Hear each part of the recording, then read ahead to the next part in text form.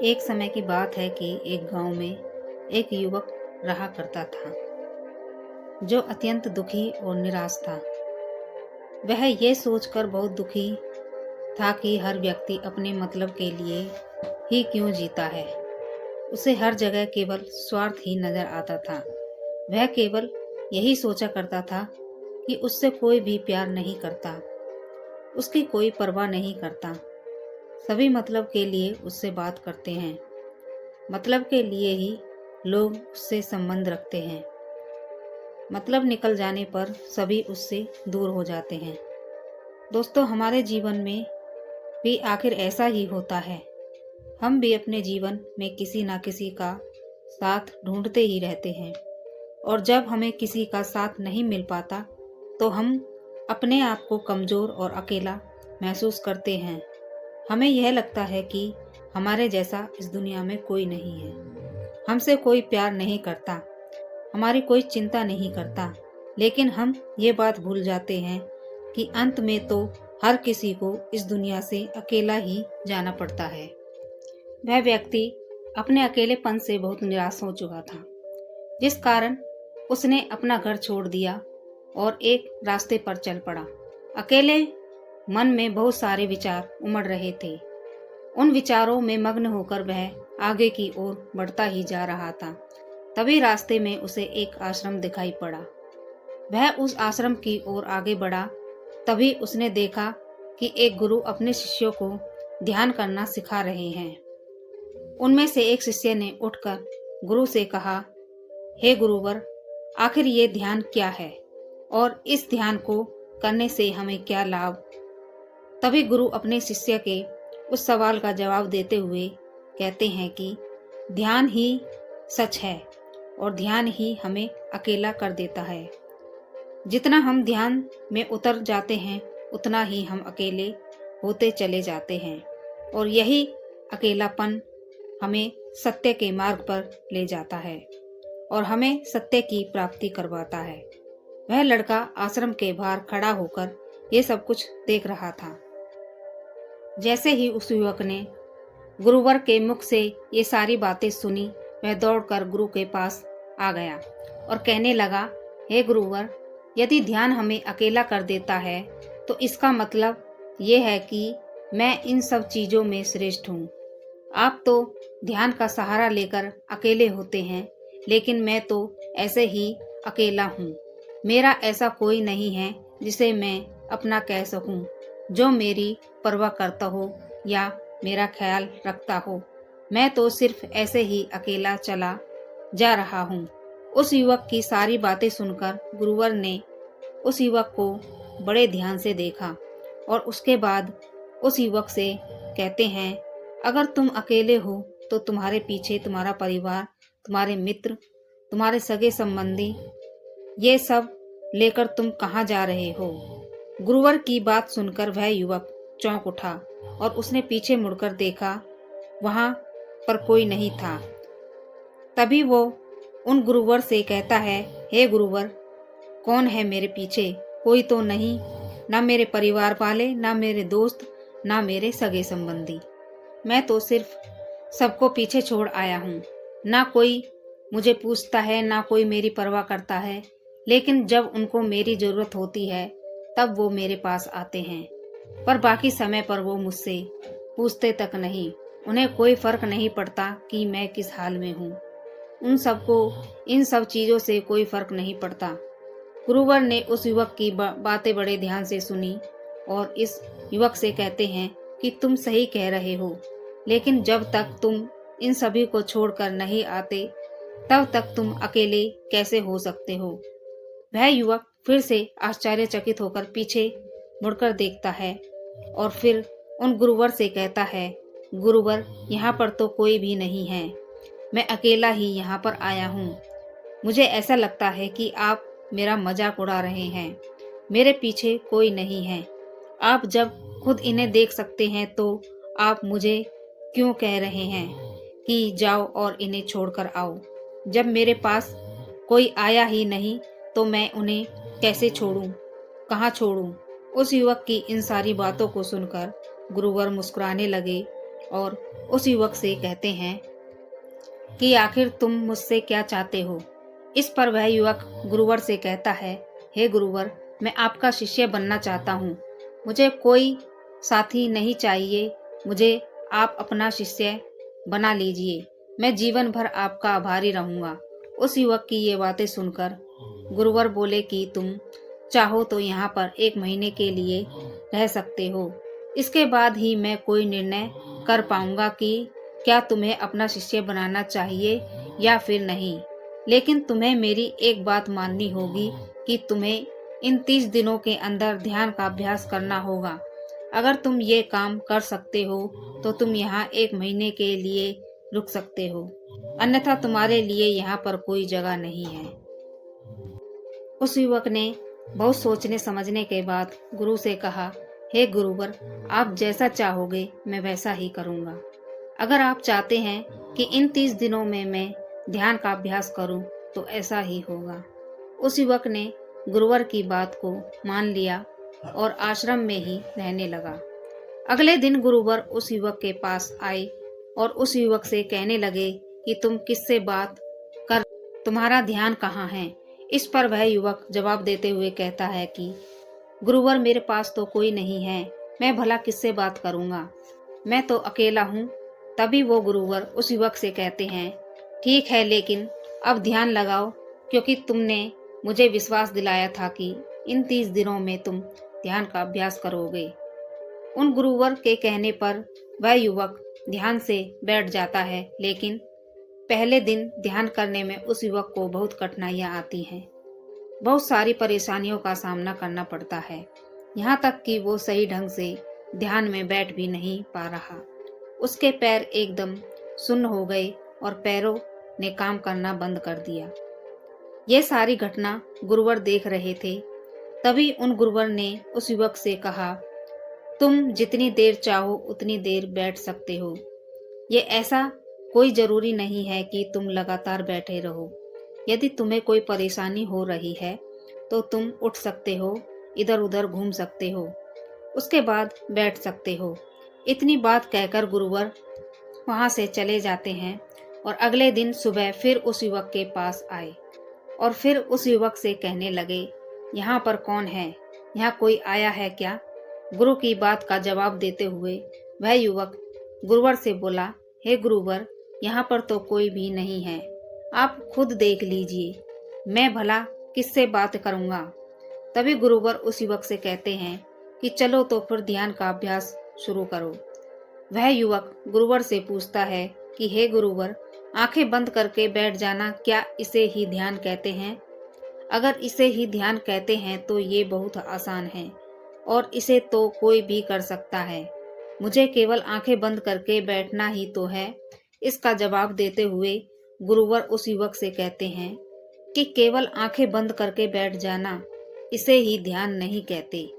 ध्यान करने के लिए तुम्हें अपने मन को एकाग्र करना होगा, अपने मन को किसी एक चीज पर लगाना होगा। वो कोई भी चीज हो सकती है, बाहर से आने वाली कोई भी आवाज या तुम्हारे अंदर से आने वाली सांसों की आवाज। तुम ऐसी किसी भी चीज पर ध्यान लगा सकते हो जो वर्तमान समय में घट रही है, ताकि तुम्हारा पूरा ध्यान उस युवक एक चीज पर लगा हो, एकाग्र हो और तुम्हारा ध्यान और कहीं भटके नहीं, जिस कारण तुम उस पर ध्यान लगा पाओगे। और ध्यान रहे, जिस चीज पर तुम ध्यान लगाओगे उस चीज पर से तुम्हारा ध्यान हटना नहीं चाहिए। इतनी बात सुनकर गुरुवर वहां से चले गए। अगले दिन जब गुरुवर उस युवक से फिर मिलने आए तो उन्होंने एक बार फिर उस व्यक्ति से कहा कि आज कौन आया है, तुम किससे बातें कर रहे हो, बड़ी जोर जोर से आवाज आ रही है। तुम यहाँ पर खुद शांति पाने आए हो या फिर दूसरों को अशांत करने के लिए। वह युवक उन गुरुवर से कहता है कि हे गुरुवर, यहाँ पर तो कोई नहीं है, मैं भला किससे बात कर सकता हूँ, मैंने तो अपने मुख से एक शब्द भी नहीं निकाला है, फिर आपको कैसी आवाज सुनाई दे रही है। जब मैंने एक शब्द तक नहीं बोला तो मैं अशांति कैसे फैला सकता हूँ।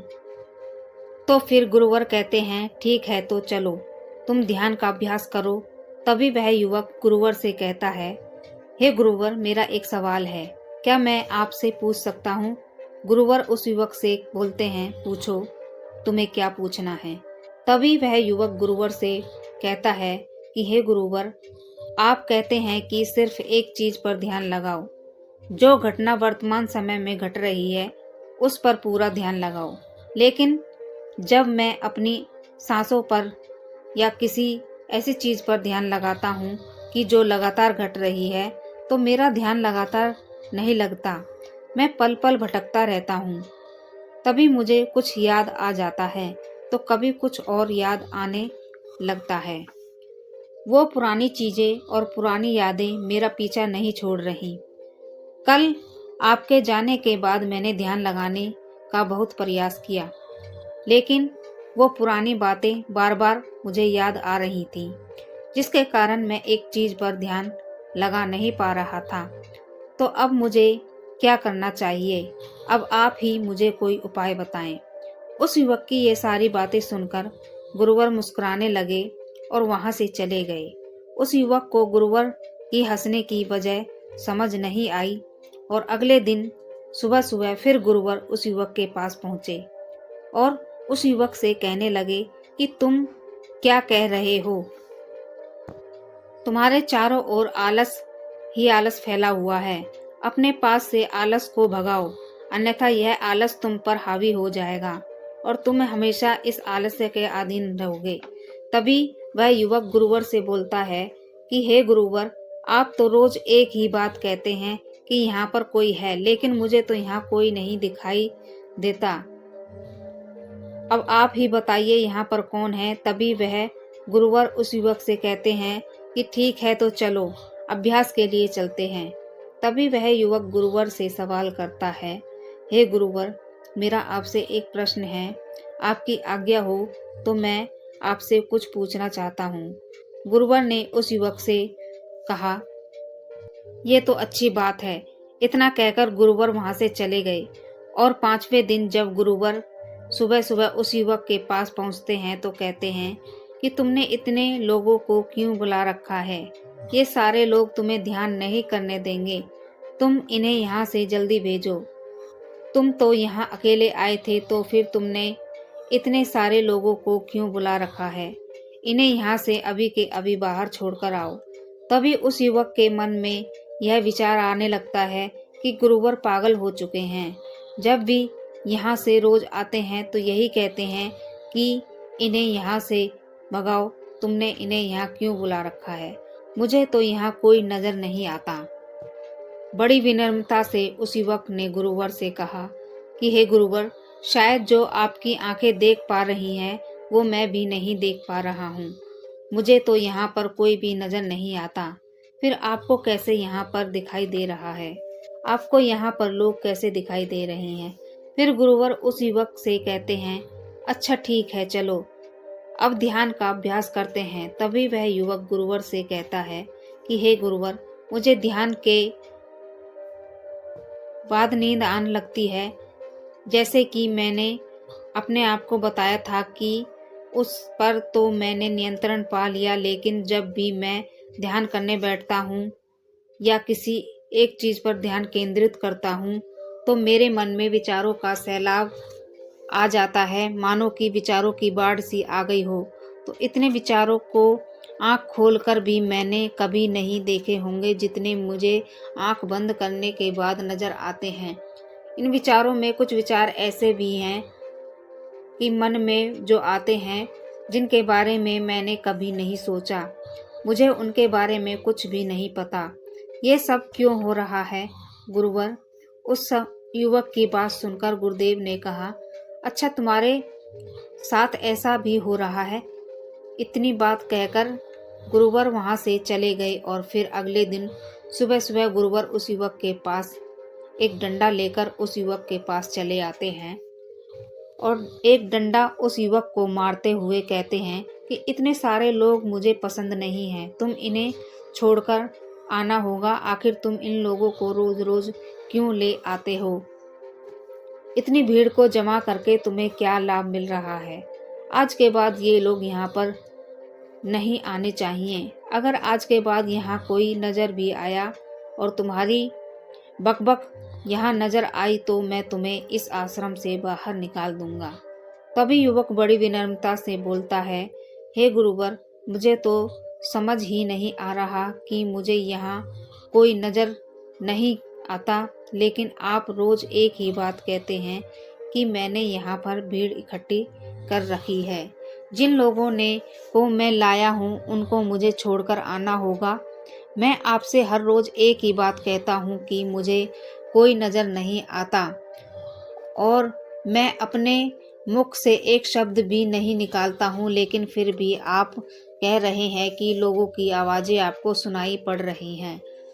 फिर गुरुवर उस युवक की बात का जवाब देते हुए कहते हैं कि क्या तुम्हारे मित्र, तुम्हारे सगे संबंधी, तुम्हारे परिवार वाले, तुम्हारे शत्रु, तुम्हारी वासनाएं, ये सब क्या हैं? तुमसे मिलने नहीं आते? वह युवक उन गुरुवर से बोलता है, नहीं गुरुवर, मुझसे कोई मिलने नहीं आता। मैं तो यहाँ पर अकेला ही आया था और मैं अकेला ही हूँ। मेरा यहाँ कोई भी नहीं है गुरुवर। एक डंडे से उस युवक पर प्रहार करते हैं और कहते हैं कि बैठो और अभी ध्यान लगाओ, अगर कोई आए तो मुझे बताना।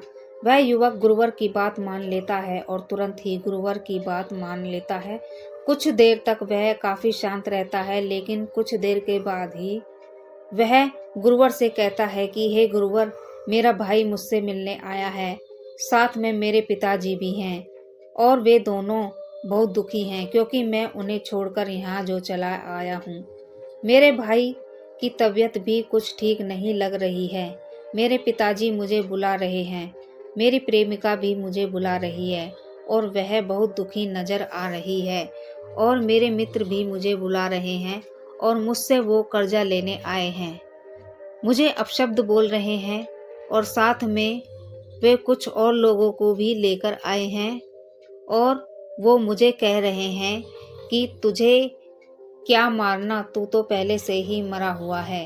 यह सब बोलकर वह युवक शांत हो गया और कुछ देर बाद फिर गुरुवर से कहता है, गुरुवर, अब मेरे पास एक बहुत बड़ा घर है, इसे मैंने खरीद लिया है। मेरे माता पिता, मेरे भाई भाभी, हम सभी इस मिलजुल कर रह रहे हैं। हम बहुत खुश हैं। मैं अपने दोस्तों से अधिक धनवान हो गया हूँ। मेरे पास बहुत धन है। मैंने अपनी प्रेमिका से भी शादी कर ली है और उसका हम जश्न मना रहे हैं। और गुरुवर के चरणों में वह गिर गया और कहने लगा, गुरुवर, आप सही थे। आप जो कहते थे इस भीड़ को लेकर कहाँ जा रहा है, तो आप हमेशा सही कहते थे कि इन सबको छोड़कर आओ, लेकिन मुझे कोई नज़र नहीं आता था। लेकिन आज मैंने इन सबको देख लिया, जिन्हें मैंने अपने साथ लेकर मैं आया था और जिन्हें मैं साथ लेकर घूम रहा था। हर कोई मेरे साथ ही है, मेरे पास है, लेकिन मैं ये सोच रहा था कि आखिर मैं इतना बेचैन क्यों हूँ। इस युवक की सारी बातें सुनकर गुरुवर ने ध्यानपूर्वक सुनी और उसके बाद गुरुवर चुपचाप वहाँ से उठकर चले गए। फिर वो गुरुवर उस युवक के पास कभी नहीं आए, लेकिन वह युवक हर रोज ध्यान का अभ्यास कर रहा था और पूरा 1 महीना होने के बाद जब वह युवक गुरुवर के पास पहुंचा तो वह गुरुवर से कहने लगा कि हे गुरुवर, जैसा कि आप कहते थे कि मैं हमेशा अपनी भीड़ को साथ लेकर घूमता हूँ, आज मैंने उस भीड़ को विदा कर दिया और अब मैं बिल्कुल अकेला हूँ।